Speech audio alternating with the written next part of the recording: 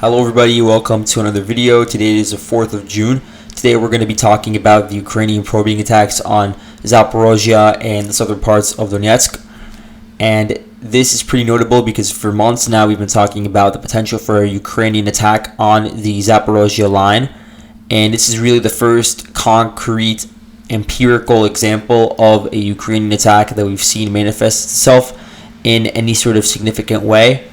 And I still would call it a probing attack, and I don't think really anybody would disagree with my assessment that this was not the actual Ukrainian offensive that we just experienced today, but that it was just a Ukrainian reconnaissance mission aimed at gauging the Russian strength on the front lines, just meant to really probe their lines in this area. And it's not the first time they've done this. They've done this on other parts of the Zaporizhia front, around Orikhiv previously, when they pushed back the Russian advances over there in either February or March. So that occurred. They attacked around Orikhiv, Novoandrivka, Malotokmachka, Bilohirya, several different towns in that area. And now we're seeing them conduct attacks a bit further to the east, which does indicate that their plans for an offensive would be on a very broad front, not just in one specific part of Zaporizhia, or that they're testing out different sectors of the Zaporizhia front to see which specific sector would most likely crumble under a very significant Ukrainian attack. So about 12 hours ago, I'd say, you began to receive these reports that the Ukrainians were conducting attacks along the Zaporizhia and Donetsk lines, specifically around towns such as Novopil, Novodanivka, Rivnopil, Neskuchny, and Storozheve. So these four towns over here, which is really the main line of this Russian bulge that sticks out around this river. And the river that I'm talking about is this river that flows over here and then eventually leads its way into Velika Novosilka. And so the Russians, they sort of out of a bulge over here at an area where you have the Donetsk Oblast and Zaporizhia Oblast intersect.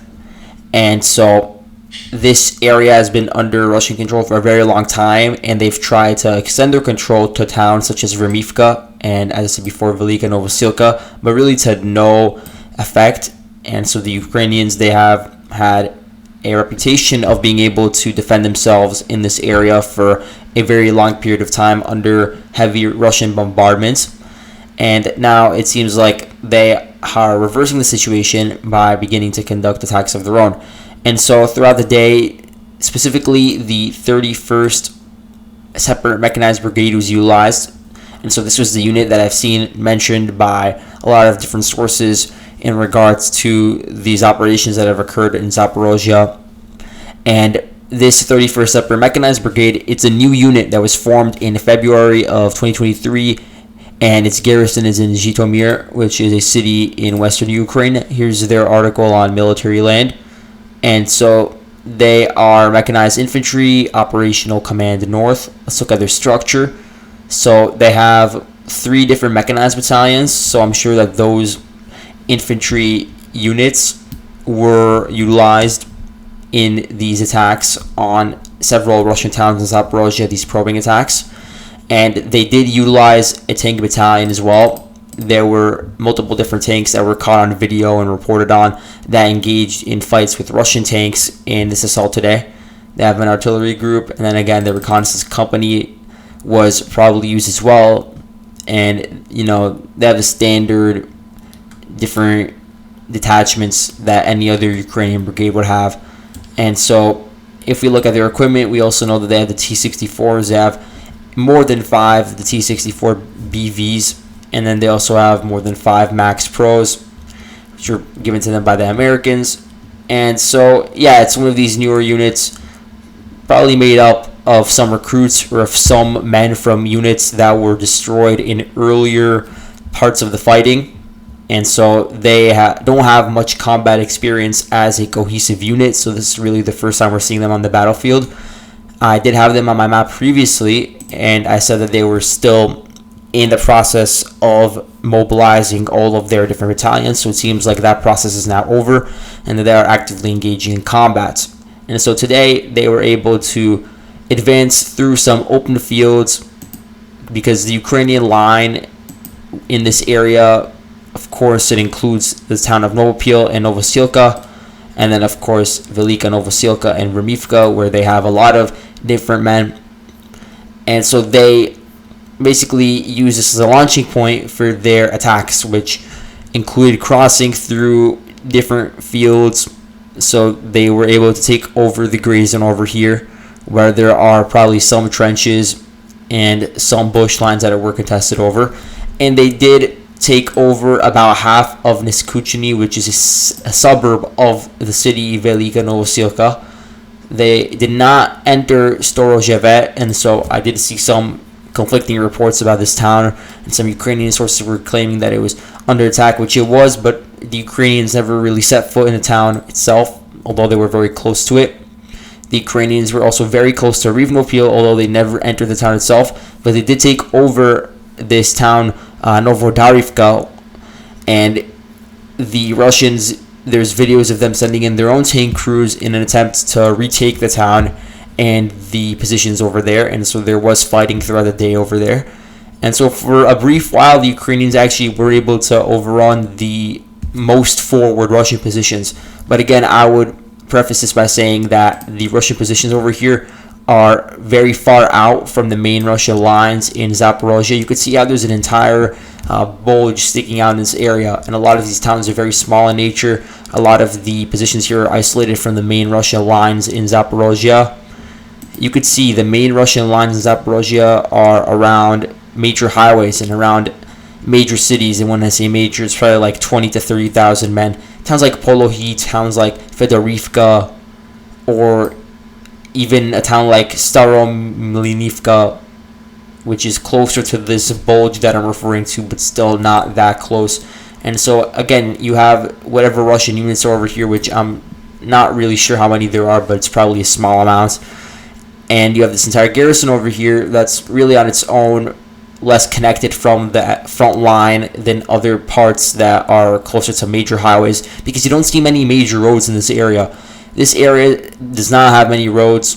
Zaporizhia itself is not really known for having a lot of roads, and the ones that they do have aren't the most well-maintained, which does make it hard for both sides to actually conduct any sort of offensive activity over here. But it does leave a lot of open fields where you could have attacks between different tanks, so that opens up an opportunity for tank battles.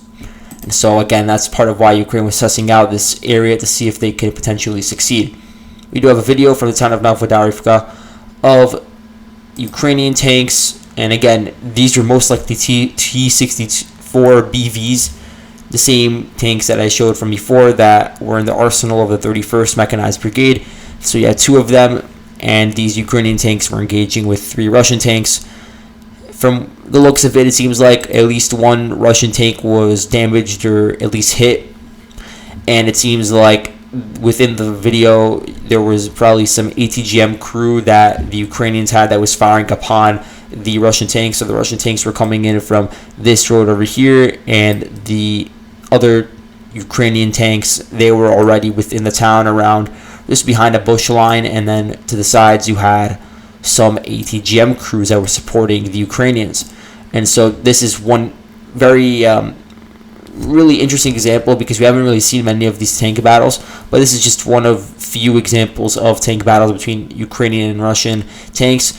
In the end, the Russian tank reinforcements, the Russian artillery reinforcements that were rushed in, they pounded a lot of the advancing Ukrainian forces, and also there were some aircraft sorties that were flown over this area, launched some minor strikes, and all in all, the Russians were able to unify their forces and conduct a counterattack in this area. And so what we saw in addition was that there were some fortified positions that the Russians were able to hold on to, especially around Neskuchny and Storozhevet, because this entire area has a chain of towns that is adjacent to a minor road and to a river.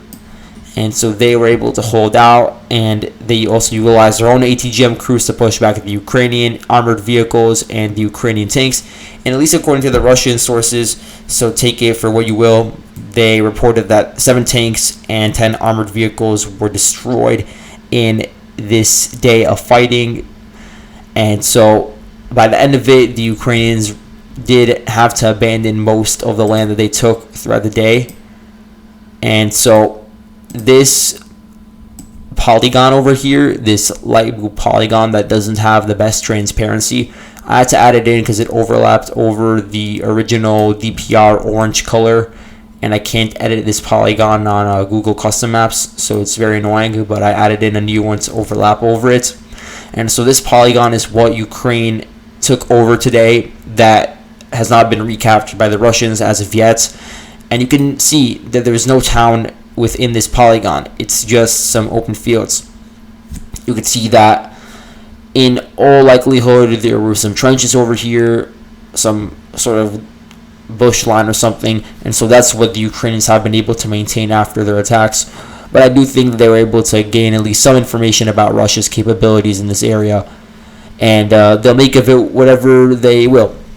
Now, another thing that was mentioned is that there are still small Ukrainian infantry groups operating within this light blue polygon, so they have not totally withdrawn yet, and so they will most likely continue these probing attacks in an effort to see where the best area on the front line is to conduct an offensive. And so I would not be surprised if in the coming days and weeks we'll see more of these probing attacks as the hype and the build-up around a southern counteroffensive builds up as we get into the summer. Because if first it was a spring counteroffensive in the media, now it's seeming more like it's going to be a summer counteroffensive when all the ground dries up and you have more favorable terrain for Ukrainian vehicles.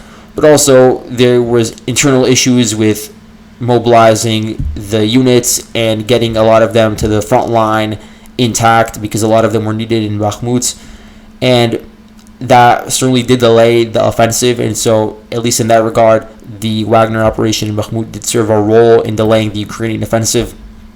So we'll see what happens within the coming months, so we'll all keep an eye out in Zaporizhia.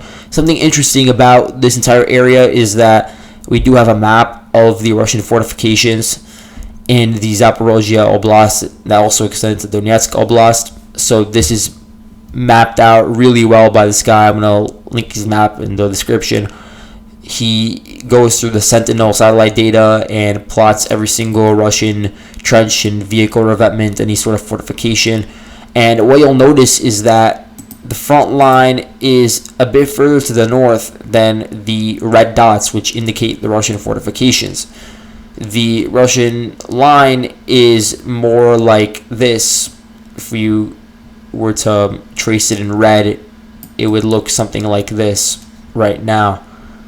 And so you could see that the Russians, they don't have many in this area, in this bulge area that I've been talking about throughout the entire video. They really don't have many fortifications based on publicly available satellite imagery. The fortifications are really a bit further to the south. You really start to see them once you reach towns like Lyubimivka, which is a bit of a larger town in the area, or again like Staromilnivka, some of these larger towns that are not as close to the front line. And so it seems like this is a backup line for the Russians if the Ukrainians are able to pressure them on the flanks or just directly attack them and overwhelm the Russians on their front line. They could withdraw and shorten the front line and coalesce around these red dots, which are they basically get rid of this bulge because the Russians have to retreat further to the south. And you could go through this map yourself. Look, there's dots for literally everything over here. And if Russia's able to man every single one of these fortifications they set up effectively with equipment, then it would be extremely difficult for any sort of mechanized breakthrough to occur for the Ukrainians, especially in key cities that they want to take over, like Polohi. As I was saying earlier in the video, a lot of Russia's defense has been centered around these key urban hubs in Zaporizhia, and one of them is Polohi. Polohi is the junction for many different roads, and it's a supply hub, and so it is very important that the Ukrainians take control of it if they want to penetrate deeper into Zaporizhia. But look at the north of Polohi. There's these fortifications everywhere.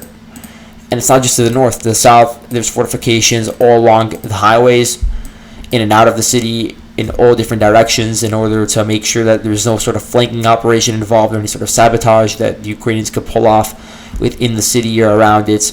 And it will make it extremely difficult for the Ukrainians in this area to conduct any sort of offensive activity. And so if you zoom out, you can see that, again, these fortifications, they are also in Fedorivka, in Bilmak, Tokmak, many different towns that are extremely significant for any sort of potential reconquest of Zaporizhia. And so it's going to be very interesting to see how Ukraine fares in trying to overwhelm these fortifications. It could be that they will find a way to flank these fortifications or to overrun them, but we're going to have to wait and see how it pans out. So again, thank you guys for watching, and I'll see you guys in the next video. Bye.